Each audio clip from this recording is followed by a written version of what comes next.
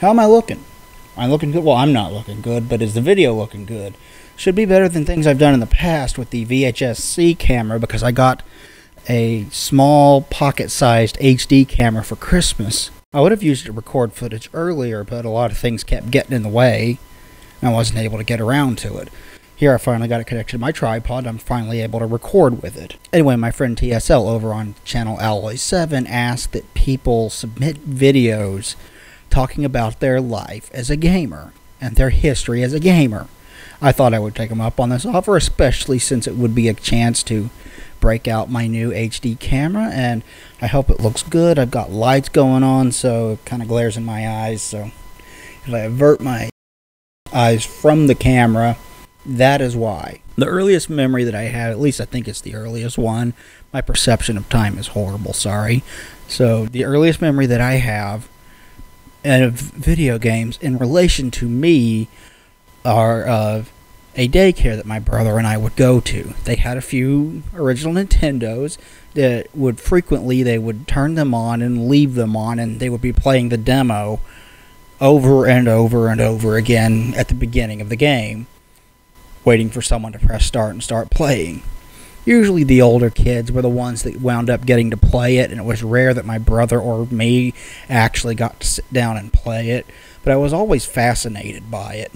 It was either Mario 1 or Mario 3, and I cannot remember which one. At some point along the lines, I believe when we were living in Fort Worth, my dad brought home a copy of Doom, when most of the rest of the world was like, oh my god, keep this out of the hands of our kids, we have to protect the children and everything. My dad was like, you're gonna love this. This is awesome. And he was right. And I did. In fact, Doom was my very first Let's Play, and it remains probably my all-time favorite game to this day, which I don't think is a bad pick, especially considering what Doom means to the industry as a whole and how groundbreaking and game-changing it was. 3D was not common at all before that game happened. After it, especially a couple years down the line, we started getting everything in 3D. Especially about once 1994-95 happened. And we got the PlayStation, and then a year later we got, well, I didn't personally get them, but they came out. The PlayStation, and a year later the Nintendo 64 came out. id Software games and a few others made up the majority of what I played back then. I played Doom, Quake, I played Wolfenstein 3D, I played Duke Nukem, I played Corridor 7, 2, so on and so forth. A whole bunch of first-person shooters, and it remains my favorite genre to this day, alongside role-playing games. So as you can imagine, Fallout 3 is like a dream come true. That game blew my mind, but we'll get to stuff later on in life, later on in the video. At some point when I was very, very young, we moved from Fort Worth to Grand Prairie, and that was where we met a guy named Brian. And my brother and I would go over to his house regularly, and we would play the Sega Genesis. He had one. We would frequently play Revenge of Shinobi, Mortal Kombat, I don't remember if it was 1 or 2, and I think it was Sonic 2 were the ones that we played the most. So I am very, very fond of those games, especially Sonic. But all three of them are fantastic, and it's a shame Shinobi's kind of fallen by the wayside and gotten forgotten over the years, because the early days of gaming, or the 90s, there were a number of good Shinobi games. He was awesome back then. Right up there with Ryu Hayabusa and the Ninja Gaiden franchise.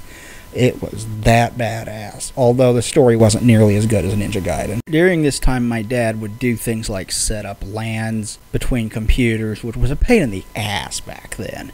And we would play Doom over at me, my brother, and him, and we would frequently accidentally shoot each other, but we had a lot of fun doing that. And we had Doom and Doom 2 and Final Doom, and Final Doom was one of our favorites because, I think it was largely because it was challenging. Final Doom is brutally difficult. Like, I'm not sure I could beat it on Ultra Violence today. It's that difficult, and you've seen me play. I've good at Doom. Brian actually managed to get the Nintendo 64 before us, and we would frequently go over to his house and we would play games like Super Mario 64, Turok, and GoldenEye. We would play those three frequently, and some others. And my brother and I were in karate at the time, and eventually we reached black belts, and we both got $100 for this. I'm skipping ahead, I forgot about the Game Boy. I don't remember when it was, but at some point along the lines, my parents took us to, I think, Best Buy, but it might have been like Incredible Universe. And we both got Game Boys. I got Super Mario Land 2, and that remains one of my favorite Mario games to this day. I am very, very nostalgic about it because I can remember just sitting in the car, bored, playing that game for hours while we were driving back and forth to Oklahoma during the summer or during holiday season, things like that. And my brother got a pack with Tetris, and we played those a lot. I mean, a lot. And there were a bunch of games for it that I remember very fond. An F1 racing game that I can't remember the name. It's called like F1 Racer or something simple like that. That was the very first game that my brother and I used the link cable with, and we were able to play multiplayer on the go, and that was awesome. That was mind-blowing to have a little tiny handheld device that you could connect to another device and play multiplayer games. And my dad played it a little bit with us too, and I always loved playing games with my dad. It was a lot of fun. Other games I absolutely loved for it, Ninja Gaiden Shadow was a lot of fun. I don't think many people remember that game, but that was a very good Ninja Gaiden game, especially for a handheld one. It was a hell of a lot of fun. I really liked it. Kirby's Dream Land 2, Kirby's Block Ball, which was kind of like their take on Breakout. Happened to have Kirby, and they did all kinds of cool things with it. Like, you would have spikes on the side and a paddle on the sides and the top that you would all have to control in order to get the ball to go. And I never beat Kirby's Breakout. I got really far in it, and I never could beat it. I had Mega Man 4 on the Game Boy, and Mega Man 4 on the Game Boy was my first exposure to Mega Man, believe it or not.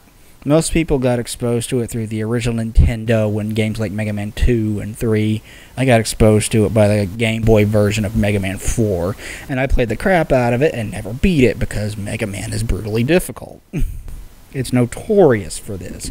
But it was a lot of fun, and I enjoyed it, and the one that gave me the most trouble was Ring Man and his stage. Oh my god, his stage is such a pain in the butt. Yeah, I already mentioned that somewhere along the lines, Brian got a Nintendo 64, and we were over at his place every single day. When he got one, he decided to give Adam and I his old NES, and we would play a lot of games on that, like Mario 1 and Mario 3 and Bad Dudes. Yes, we had Bad Dudes. Are you a bad enough dude to save the president from ninjas? Because ninjas kidnapped the president. Stupid premise, loved the game. Know that it's terrible, still loved the game. Call it a guilty pleasure, if you will, but I enjoyed it back then. I was little, what can I say? We had a Atari 2600 that we got from our grandparents' place. It was something I think my mom or uncle or something had as a kid, and just left it there when they moved out. So we acquired it, and we played on that a lot as well. So, like, you know the shirts that say classically trained? In every sense of the word, I fucking am. The one system from back then, the one major system from back then that I had the least experience with was, believe it or not, the Super Nintendo. I knew one person that actually had one, and I rarely ever got to go over to his house, and I always loved playing on that when we did. He had Street Fighter 2, which was awesome. I'm not a big fighting game fan, but it was awesome. He had Cool Spot, which isn't a very good game, but it does look very good, and the sound is cool, and it's not bad. He had a number of other games. I can't remember them all off the top of my head. There was an arcade / roller derby that we would go to a lot for school or daycare. I can't remember which one. And this place had a lot of really cool games. It was my first exposure to Primal Rage. They had Mortal Kombat there. So I got to see the arcade cabinet and play the arcade cabinet of it. They had X-Men arcade game, which if you haven't seen the arcade game or haven't played the arcade game of that, you missed out. That was awesome. 6 players on one machine, and widescreen before widescreen was anything close to common. Amazing. Absolutely amazing. Not that uncommon today, but back then, mind-blowing. They had a few other arcade games that we would go to, and we would play them and stuff. And there was a pizza place that had 1 or 2 arcade games, and the one that I remember is Airwolf, which was I think it was Airwolf. It was a on-rails shooter, and it had the gun, and I had never played an on-rails shooter with a gun like that in an arcade, and that was just blew my mind. I'd never done that. It was awesome. At some point along the lines, my brother and I achieved the rank of black belt in karate, taekwondo to be precise, and our parents gave us $100 apiece, and we decided we would throw in and get a Nintendo 64. And we did. We got a Nintendo 64, and with that Nintendo 64, we got Super Mario 64 and Yoshi's Story, and we played the crap out of those 2 games. And I am very, very fond of both of them to this day because of that. Eventually, we would get other games like Turok the Dinosaur Hunter, Turok 2, GoldenEye.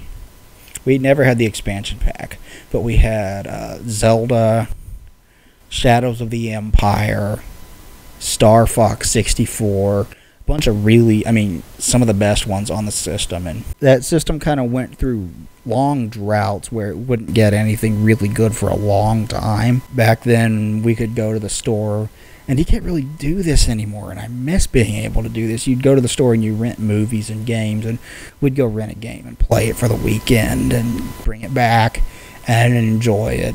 It was a lot of fun. We had a hockey game. It was a Keith Kachuk hockey, I think, on the Nintendo 64. Of course, we had Blitz. Everybody had Blitz. Blitz is like the best football game in the history of football games on consoles, with the possible exception of Tecmo Bowl, which was also awesome.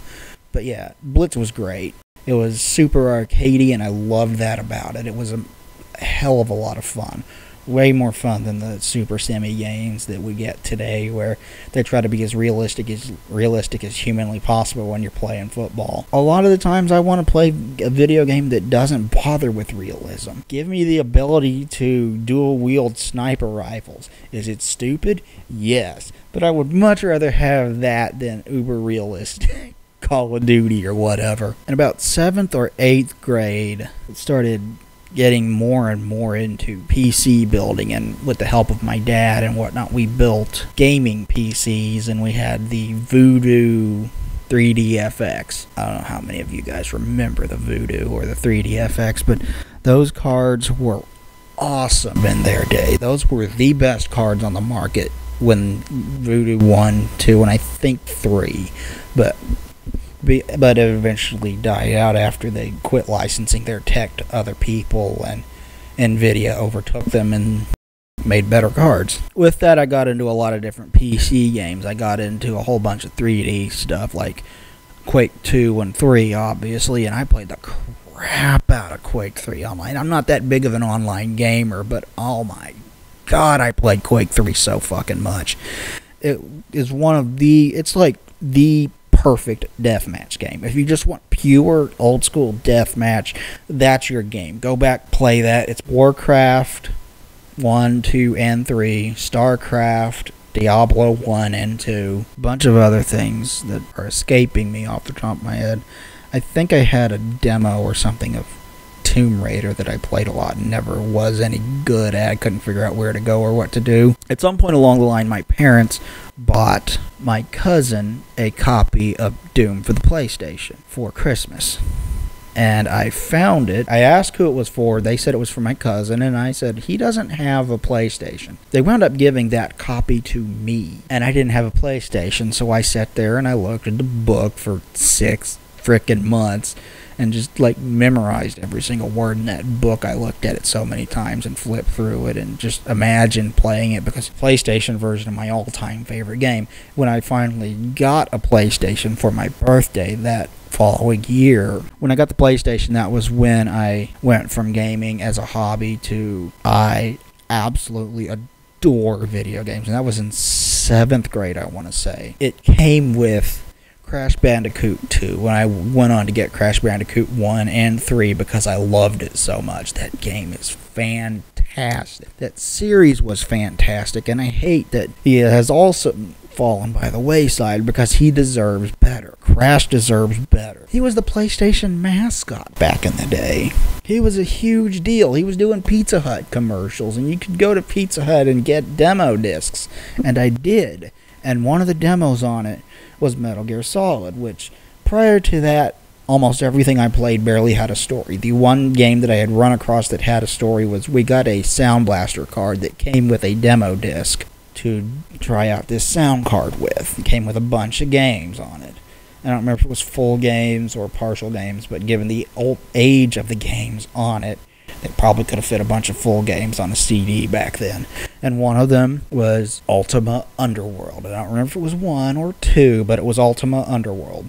And I couldn't figure that game out at the time. It was far more complex than anything I'd ever played. I didn't have any help from anybody, so I was never able to figure it out. But what really stunned me with that was just how much story there was, because I'd never experienced a game that had story as a focus, and that one did. And I was like, games can tell stories?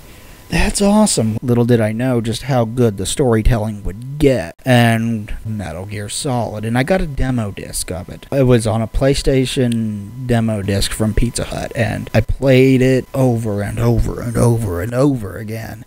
Same thing with the demo of Siphon Filter. But the in-depth story and characters in Metal Gear Solid just blew my mind.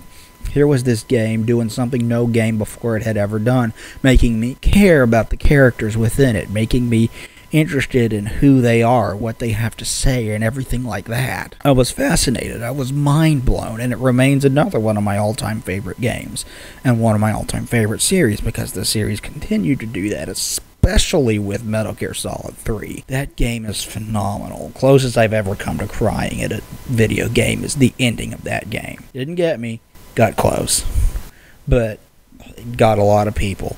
A lot of people did cry, and I don't blame you for that. The ending is very, very sad. But I got a lot of games, and I loved going to places like GameStop, Software, etc., Babbage's. You guys, I don't know if you remember that. That was back in the 90s. Places like that would sell games and just look through the PlayStation games and find stuff to play and find new games to buy. And I got a bunch of different PlayStation games. Twisted Metal 1, 2, and 3. A bunch of Final Fantasy games. A bunch of other RPGs, a triple play MLB baseball game. I think Sammy Sosa was on the cover. I don't remember if I had Medieval or not, or Spyro.